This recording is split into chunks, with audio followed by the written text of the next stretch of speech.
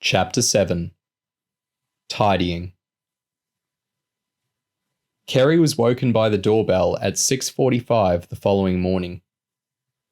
She rubbed her eyes as she wandered into the kitchen dressed in a grey vest and knickers. A motorcycle courier stood in the doorway, and Chloe was signing for a small padded envelope.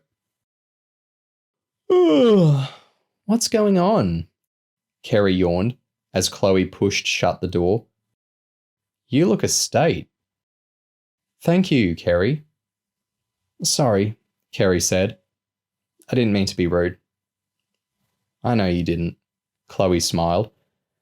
"I'm sure I do look pretty rough. My head hasn't touched a pillow yet. Neither has John's." "Why not?" Kerry asked. Chloe walked to the cutlery drawer, grabbed a steak knife, and used it to slice open the envelope. "Fuses," she answered cryptically, as Kerry poured out a glass of orange juice and sat herself at the dining table. Chloe delved her hand into the envelope. She stripped out a layer of bubble wrap before removing 4 sticks of plastic explosive, identical to the ones Kerry had seen in Clyde's bedroom the afternoon before. "At 2 a.m, we got information from Cherub campus based upon the pictures you shot in Clyde's room," Chloe explained.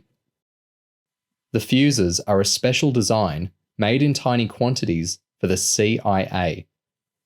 They've never fallen into the hands of terrorists before. The fuse is designed to trigger when air pressure drops below a certain level."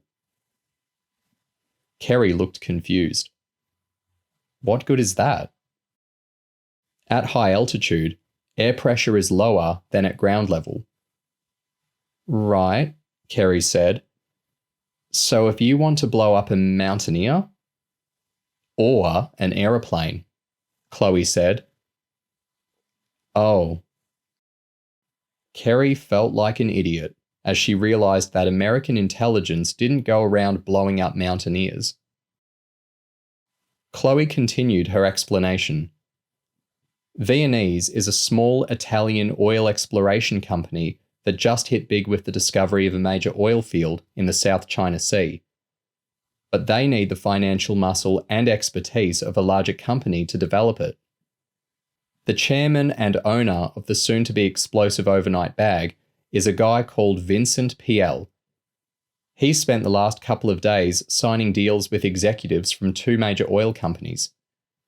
He's chartered a jet out of a small airfield in the New Territories tomorrow morning, and he's going to fly his new business partners and senior staff off to some plush Thai resort for a couple of days' rest and relaxation." Kerry took over. "Except that Clyde Shue will have placed a bomb in his overnight bag that will blow a big hole in the aeroplane as soon as it reaches a certain height." "You've got it, Kerry." "How did we find all this out?" "The mission support team on campus unearthed the information about the fuses. There's plenty about Viennese Oil's discovery on the internet, and the details that weren't public were easily picked up with a few calls to the right people inside the intelligence services. MI5 and the CIA have always kept a close watch on the oil industry, even more so these days with Help Earth around and the situation in the Middle East."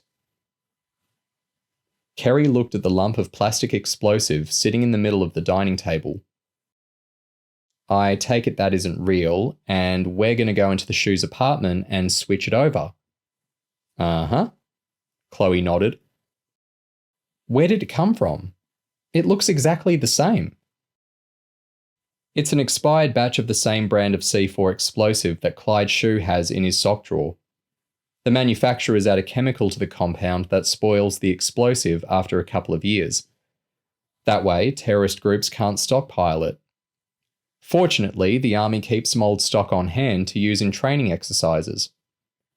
There wasn't time to fly any in from the UK, so we got the Americans to deliver a few sticks in a diplomatic pouch from one of their bases in the Philippines." "Couldn't we tip the Hong Kong police off about the bomb being in PL's bag?" Kerry asked. "We could. But swapping the explosive while the shoes are all out shouldn't be hard. It's better if Help Earth think the bomb didn't go off because of a batch of dodgy explosives." If the Hong Kong police came charging in, they'd know someone was on their case. What about Barry Cox getting mugged at the hotel, though? Kerry asked.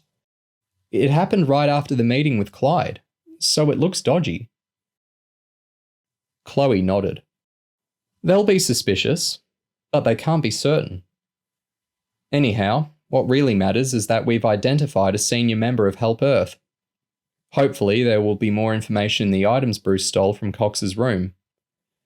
But even if there isn't, MI5 can start a detailed investigation into where Barry Cox has been over the past few years, what he's been up to, and who his associates are. Kerry nodded, then looked up at the clock on the wall. I suppose I'd better take a quick shower and start getting ready for school. Chloe shook her head. To quote Alice Cooper, school's out forever. Once we've swapped the explosive, we're packing up and heading home. John's booked us on the 3:30 flight to Manchester. Kerry rang the doorbell of the Shoes apartment.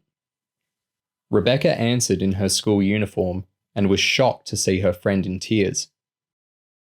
Kerry, my God, what's happened? It's my dad, she sobbed. He was in a huge car accident back in London. It looks like he was hurt really bad. Oh, Kerry. Rebecca's mum was inside the kitchen. She overheard and came charging towards the door in a grey business suit and high heels.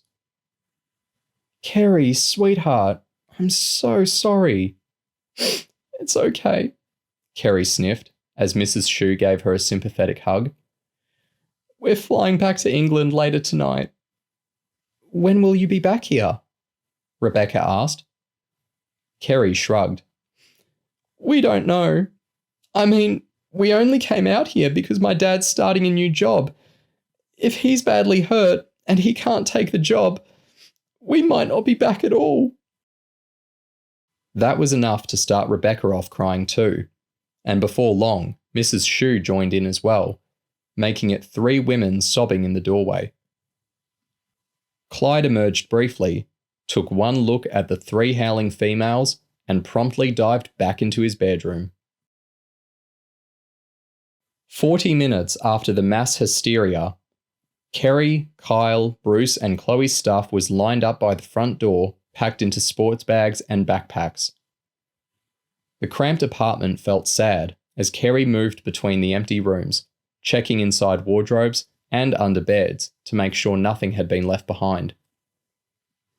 When she came out of the bathroom, she found Chloe and Kyle in the kitchen watching the video feeds from the Shue's empty apartment on the laptop screen. Okay, Kerry, Chloe said. They're all either at school or work. Kyle and I are going in to switch the explosives and clean up shop. Keep an eye out on the camera in the corridor. We'll be wearing radio mics in case you need to speak to us urgently. Kerry sat in front of the laptop and popped a mint on her tongue as she watched Kyle and Chloe walk down the hallway. They entered the Shue's apartment with an illicit copy of Rebecca's key. Chloe walked into Clyde's room first, unravelled the package in his drawer, and switched the 4 live sticks of C4 explosive with the expired ones. Once this was done, the pair moved quickly, clambering onto sofas and chairs as they removed the 7 hidden cameras and microphones from light fittings. Kerry's 5 tiny windows into the Shue's apartment slowly turned black. Finally, as the pair headed back to the apartment, Chloe unhooked the corridor camera that was built into the buzzer on their front door. Kerry began unscrewing the 2 small satellite antennas on the balcony as Chloe and Kyle came back into the room, holding carriers stuffed with electronic surveillance equipment and the real explosive, minus the detonators. Chloe unzipped the largest of the cases and tucked it all inside with a grin. I'll have to make sure I give that lot to John. He'll be travelling on a diplomatic passport. Kerry put the 2 satellite aerials into her case and tucked the laptop into the backpack Chloe would carry on board as hand luggage. Where are we meeting John? Kerry asked, At the airport, Kyle answered, checking his watch. 4 hours until takeoff, 13 hours to Manchester, then a couple more to pass through customs and ride the train to campus. Okay, Chloe said, as she slung the largest of the backpacks over her shoulder and grabbed a suitcase. Let's get moving. It's usually pretty easy to hail a cab out front. Famous last words. Kyle grinned. Kerry took a glance back inside the apartment as she pulled open the door. She felt a little sad about never being able to see Rebecca again, and she certainly wasn't going to enjoy the 19-hour journey home. But she was looking forward to seeing the gang and catching up on 6 weeks of gossip.